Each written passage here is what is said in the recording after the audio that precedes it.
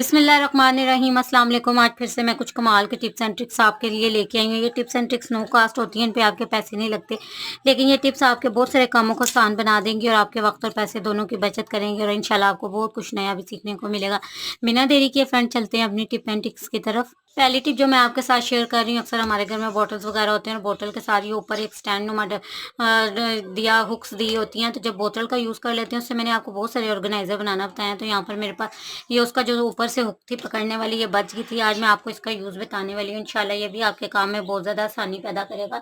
हमारे पास अक्सर ऐसे ढक्कन वगैरह या चीज़ें होती है जिनको लटकाने के लिए या लगाने के लिए कुछ भी नहीं होता, तो आप यहाँ पर इस बोतल के ढक्कन का इस्तेमाल कर सकते हैं। इसके बाद आप इसको ढक्कन को कहीं पे भी लटका सकते हैं, आराम सुकून से ये हैंग आउट हो जाता है। हमारे कुकिंग के टूल्स होते हैं तो इन सबको अलग अलग हैंग करते फिरते हैं और या एक अलग से हमें रखना पड़ता है जो काफ़ी स्पेस भी ले लेता है, या स्टैंड बाय करने पड़ते हैं। तो इसी एक बोतल के ढक्कन में आपके सारे टूल आराम सुकून से अरेंज होकर आ जाते हैं। और इधर से अरेंज कर लिया, ये सारे इसी में आ गए। आप जब चाहें जहाँ चाहें इसको लटका सकते हैं आराम सुकून से। ये आपका काम जो है वो आसान हो जाएगा और ये एक एक्स्ट्रा से चीज़ जो है वो आपके इस्तेमाल में भी आ जाती है। तो मुझे उम्मीद है ये ज़बरदस्त सा आइडिया भी आपको पसंद आया होगा। नेल कटर का यूज़ हर घर में होता है। ज़रूरत के वक्त अगर नेल कटर ना मिले तो ये बहुत ही परेशानी का बायस बन जाता है। नेल कटर के यहाँ ये हुक दी जाती है, आप इसमें डोरी वगैरह डालकर इसको कहीं लटका सकते हैं। अगर डोरी नहीं डालना चाहते तो सिंपल एक सेफ्टी पिन ले लें और उसे इसमें डाल लें और इसको कहीं पर भी हैंग आउट कर दें ताकि आपकी नेल कटर घूम ना हो। ज़रूरत के वक्त आप जहाँ कहीं लटकाएं या वहाँ से आप इजीली इसे निकाल कर इस्तेमाल कर सकें। चल टिप की तरफ। तो यहाँ पर जब हमारे पास मेडिसिन के रैपर्स खाली हो जाते हैं, हम इन्हें फेंक देते हैं, तो आप इन्हें क्लीनिंग में यूज़ कर सकते हैं।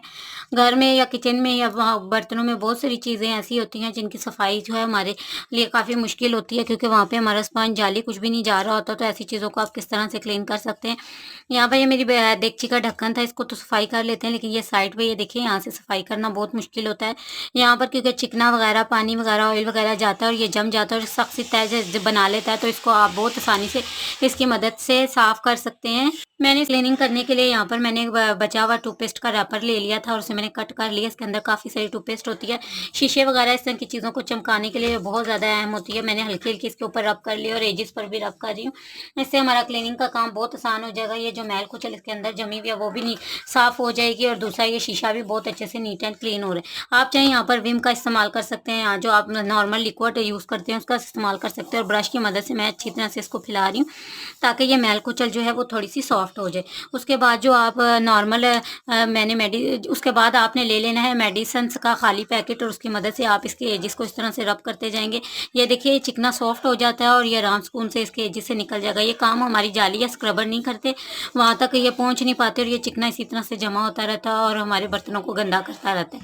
ढक्कन हमारा साफ़ हो चुका है एक्स्ट्रा मेडिसिन के रैपर की मदद से। तो आप भी इस तरह की चीज़ें जहाँ से सफाई वाले टूल्स आपके काम नहीं करते, इन चीज़ों की मदद से आप अपनी सफाई के काम को आसान बना सकते हैं।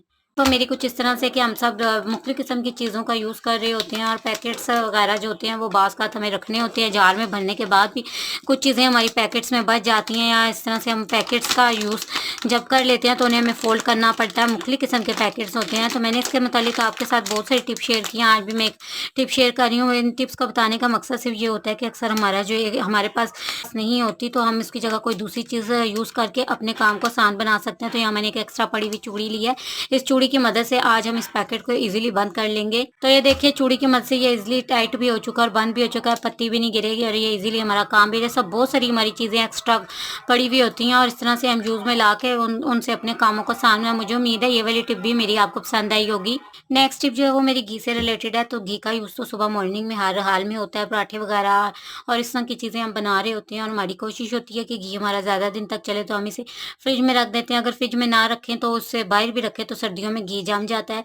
फ्रिज में रखने से घी ज़्यादा दिन तक चल जाता है, तो अगर बाहर रखें तो भी जम जाता है और फ्रिज में रखें तो भी जम जाता है। और जब हमें घी निकालना होता है तो हमें बहुत ज़्यादा प्रॉब्लम हो रही होती है, घी निकल नहीं रहा होता। तो वो आसान सा हल है, आपने एक चम्मच ले लेना है और इसको आपने हल्का सा गर्म कर लेना है। चम्मच जैसे ही हल्का सा गर्म होगा तो घी आपका बहुत आसानी से मेल्ट हो जाता है। बाज़ का हमें पराठों के अंदर घी वगैरह लगाना होता है तो उसके लिए मेल्टेड घी हमें चाहिए होता है, तो आसानी से मेल्ट भी हो जाता है और पराठों के ऊपर भी आप डाल सकते हैं।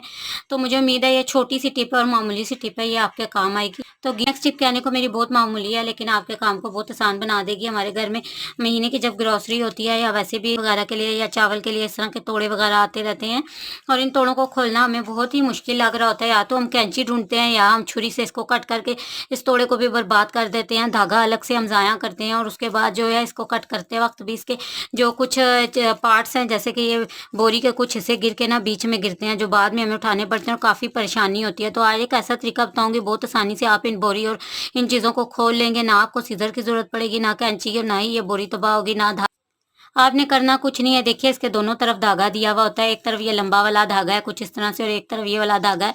आपने यहाँ पर एक गिरा लगी होती है, इसको बस आराम से खोल लेना है। ये देखिए आपका तोड़ा बहुत आसानी से खुल जाता है इस तरह से। ये देखिए जब आप इसको खोलेंगे तो बहुत आसानी से आपका ये पूरा तोड़ा खुल जाता है, और ये धागा भी आ जाता है, और आपके तोड़ा भी ख़राब नहीं होता। इस टिप को ज़रूर से फ्रेंड मेरे कहने पर ट्राई कीजिएगा। तो नेक्स्ट टिप मेरी आपको बहुत पसंद आएगी, मामूली सी टिप है, लेकिन ये इंशाल्लाह आपके काम को आसानी करेगी। बच्चों का या हमारा हाथ कट जाता है या इस तरह के जख्म हो जाते हैं जहाँ हम सनी प्लास लगाते हैं, अगर सनी प्लास ठीक से ना लगे तो ये उतर जाता है, या मिसबैलेंस होने की वजह से भी ये उतरता है, या हल्का सा पानी वगैरह लग गया तो उतर जाता है। एक आसान सी टिप शेयर करूँगी, सनी प्लास आपका उतरेगा नहीं।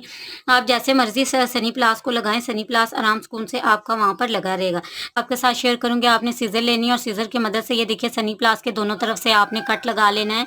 अब आपने सनी प्लास को लगाना कैसे है, सनी प्लास को आपने लगाना किस तरह से, आपकी एक साइड इसकी इस तरह से आप फोल्ड कर लें, फिर ऑपोजिट साइड फोल्ड करें, फिर दूसरी साइड से, फिर चौथी साइड से।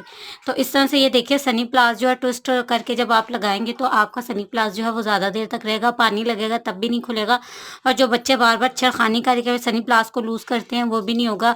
और इस तरह से आपका जो बार बार सनी प्लास उतरता है या लगाने का झंझट है उससे आप महफूज हो जाएंगे। और मुझे उम्मीद है ये टिप भी आपके काम में बहुत ज़्यादा आसानी पैदा करेगी। अगर ये वाली टिप भी आपको अच्छी लगे तो फ्रेंड प्लीज़ से लाइक कर दीजिएगा। नेक्स्ट टिप की तरफ, इससे इंशाल्लाह जो आप किचन के काम करते हुए आपको ज़्यादा टाइम लगता है, वो काम जो मुश्किल लग रहे होते हैं बहुत आसानी से कम वक्त में आप कर लेंगे। चाय की पतीली का जब आप यूज़ कर लें तो इसमें आपने थोड़ी सी पत्ती रहने देनी है, और स्क्रबर की मदद से आप इसे अच्छी तरह से रब कर लेंगे चाय की पत्ती पे, क्योंकि जो दाग लगे होते हैं उन दागों को निकालना काफ़ी मुश्किल होता है, और जब ये अंदर से जल जाती है तो इसकी सफाई काफ़ी मुश्किल होती है। आप मेरे कहने पर एक बार इस टिप को ज़रूर से ट्राई करें। स्क्रबर की मदद से यहाँ पर मैंने इसे अच्छी तरह से साफ़ कर लिया, मैं इसे पानी से निकाल लूँगी। आप देखिएगा अंदर से ये पतीली हमारी एकदम चमक चुकी है। तो बर्तनों में जो ख़वातीन बर्तन धोती हैं उन्हें पता है इस तरह की चमक लाने के लिए बहुत देर मांजना पड़ता है, और जब हम साबुन का यूज़ करते हैं तो इससे ये हमारे हाथों में भी दर्द होने लगता है। एक बार आप इस टिप को ज़रूर से ट्राई करें, इंशाल्लाह आपके इसका रिजल्ट 100% मिलेंगे, और कमेंट करके मुझे ज़रूर बताइएगा कि इस टिप का आपको कितना फ़ायदा हुआ है। चलते हैं नेक्स्ट टिप की तरफ। तो नेक्स्ट टिप मेरी कुछ इस तरह से कि अक्सर हमें कुछ ऐसा इमरजेंसी में बनाना पड़ जाता है जिसमें दूध वगैरह या इस तरह की चीज़ें हमारी जमी हुई होती हैं, हम इन्हें पतीले में डालते हैं तो ये पिघलने में टाइम लेती हैं, जैसे पतीली भी नीचे से जल जाती है और जो दूध है वो भी नीचे से जलना स्टार्ट हो जाता है। तो बहुत आसान सी टिप है, आपने जब भी दूध उबालना है या नॉर्मल दूध भी उबाल रहे तो थोड़ा सा पतीली में पहले पानी डाल दें, उसके बाद ये जमा हुआ दूध ऐड करें।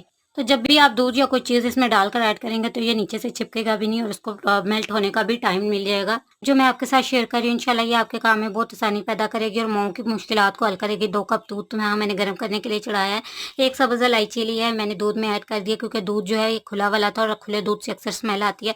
ये इस खाने के टेस्ट को भी बढ़ाएगी, जो चीज़ हम बना रहे हैं उसके टेस्ट को बढ़ाएगी, और दूसरा ये है कि ये दूध की स्मेल को ख़त्म करेगी। ऐड कर रही हूँ वो पिसा हुआ साबूदाना है।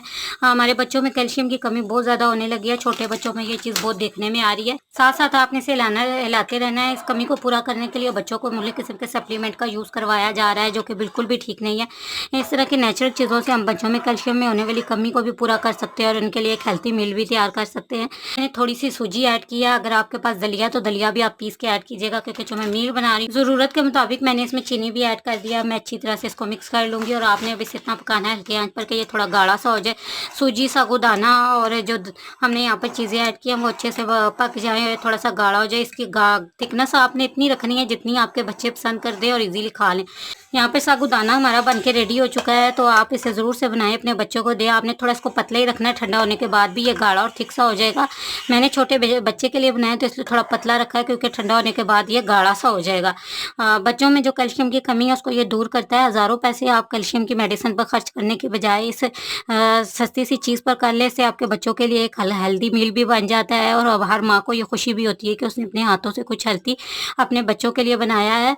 मुझे उम्मीद है कि ये टिप एंड ट्रिक्स आपको आपको ज़रूर से पसंद आई होंगी। आपके घर में अगर कोई बुज़ुर्ग हैं, बड़े हैं तो उनको भी ये ज़रूर से ट्राई कराएँ। बहुत ही टेस्टी बनता है और यकीन करें फुल ऑफ कैल्शियम है। तो आप सप्लीमेंट की बजाय अगर इस पे पैसे खर्च करेंगे तो ज़्यादा मुतमईन होंगे। मेरी टिप्स एंड ट्रिक्स अच्छी लगी हैं, कोई बात अच्छी लगी है तो ज़रूर से चैनल को सपोर्ट करें। कोई टिप शेयर करना चाहते हैं तो नीचे ज़रूर से पिन अप करें। कहाँ से मैसेज और कमेंट करते हैं ये भी लिखा करें। अपना रखें ख़्याल। अल्लाह हाफ़िज़।